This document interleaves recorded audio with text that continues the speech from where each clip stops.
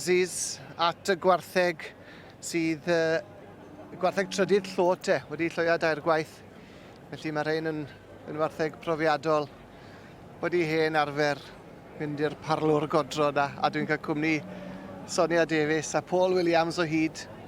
A mae'n braf gallu symud mlaen at y gwartheg mwy eiddfed erbyn hyn, Sonia, yn dywi? Yndi tad, yndi. Mae'r bechod 3ydd Llo mae'n bechod handi, ddweud y gwir. Maen nhw yn ei gorau ar y funud.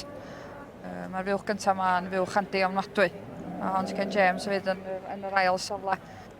Ella dim cweith digon o laeth ella, ond edrych yn dda ofnadwy, ddweud y gwir. Ydyn, mae rhain yn cario tipyn o laeth nawr, mae edrych yn dda, mae rhaid gweud. Ydyn, mae... Fel wedys ti, Sonia, falle yr un gyntaf yna sydd yn y safle cyntaf yn y bryd? Bach fwy llawn o laeth. Yndi.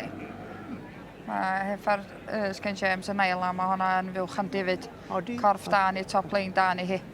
Ond i fi, pwrs yr un gyntaf, well pwrs ar un ail. Chi'n cytuno? O, wedwn ni. Cytunau da ti. Cytuno. Ond tybed, be wneith y beirniad?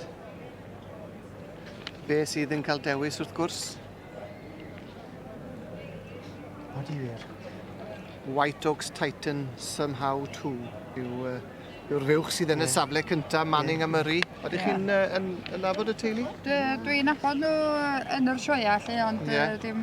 Na. Felly na... Dwi'n tad. Edrych yn neis, mae rhaid gweud. Dwi'n tad, yndi. Odi.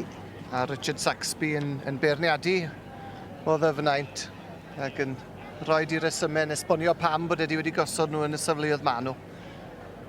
Ond garden goch na yn mynd i 1-7-1 i Manning a Murray. Llongyfarchiadau mawr iawn iddyn nhw.